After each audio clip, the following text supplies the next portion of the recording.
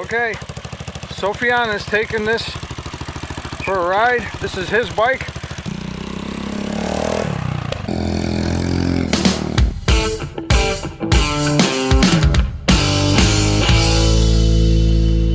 Hello everybody, welcome to Garage Groove, and welcome back. It's been a bit. Okay, so we have a reveal to do for you. Sofyan's vintage Chinese bike is done.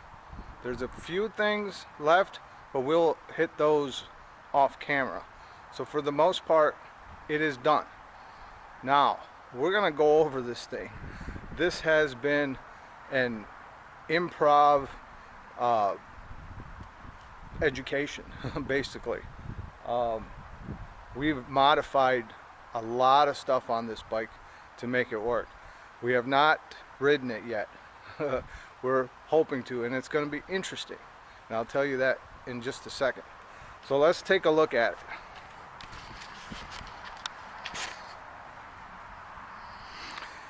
This is our take of a Chinese vintage looking bike. It's a 250 cc, 230 to be precise. This thing gave us a lot of problems, and we have not taken it for a ride yet, but we feel it should do okay. The most interesting part of this bike is going to be the gearing. Let's take a look at that first. Look at that tiny little sprocket in the back. That sprocket belongs, it's made for a 110 pit bike. And the front is a 15 tooth, the back is a 37 tooth. So the gearing is pretty tall. I mean, I don't know what to expect. This bike might do 80 miles an hour with no torque, or it might be fine. But the good thing is there's 10, they go down all the way to 10 teeth in the front, so we can up the torque if we need to.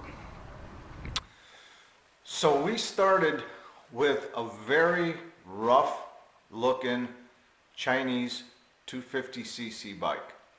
We quickly found out that the motor was no good, as it only had 80 to 90 pounds of compression.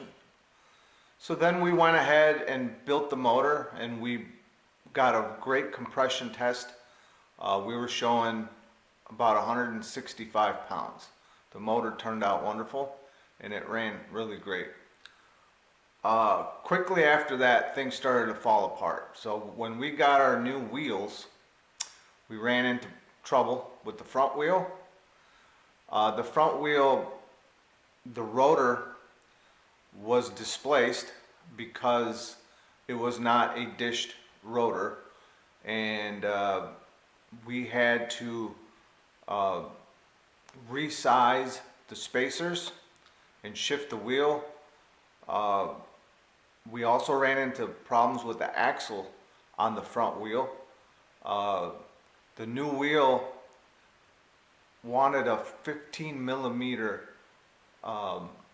axle, and our forks have a 12 millimeter hole in it to accommodate 12 millimeter axles. So we kept the 12 millimeter axle.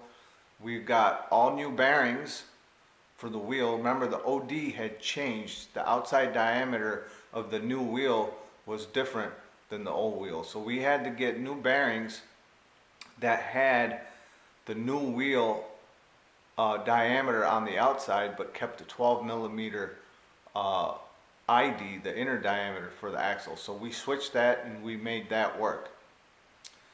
We went into the rear wheel. The rear wheel was a little trickier because the one side of the wheel where the sprocket is had to stay in the same position because the chain had to line up with the engine. So we had to resize the other side, and we had to we ended up cutting and grinding the spacer to accommodate that side, and then that shifted the position of the brake caliper.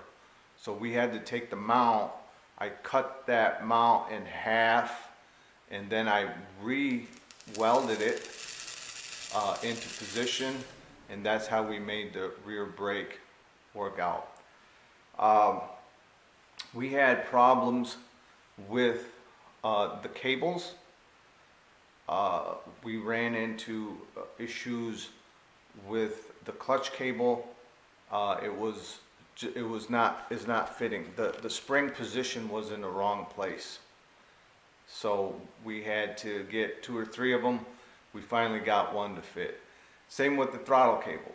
It was different sizes came in. We ended up going with a YZ80 throttle cable, and we had to modify that, but that worked, and it worked fine. What else? We had to do the exhaust. That was a lot of work. There was a sharper angle we had to make coming out of the motor. So we had to cut it, we had to weld it, and then the tip, the silencer was in the wrong position and had a wrong curve coming off of that. So we had to reposition that. We had to cut it and weld it. So there was essentially 3 places on the exhaust where we had to cut and re-weld. We had problems with the rear sprocket, and that's what we were able to find to fit. The exhaust, as you know, was a problem also. So we sharpened the angle right here. I cut, welded, we shortened it here, we did some more welding, we welded up here, and we got that to work.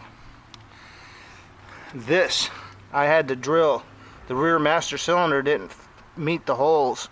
I had to drill to make that work, although it's not bled yet. What else? This right here was a pain to get out of the old one, but we managed. Clutch cable, we went to 2 of them. This is our 3rd one to make it work. This is our 3rd throttle cable. This is actually from a YZ80. We made that work. What else? The shifter. This shifter is for a Chinese 250. That's all it said. So we got it, and of course it didn't fit. We drilled it out here. It was too small, and we put in our own knurls, and we clamped it, and it works. We went through problems with the front sprocket and rear sprocket because of the wheel issues, and it's a 420 now. It used to be a 428, and now it's a 420. The fender, we had to cut it. It was hitting the exhaust, so I'll hit that with a little bit of paint later. I think that's about it. We did away with the electric start. We're not going to do the electric start.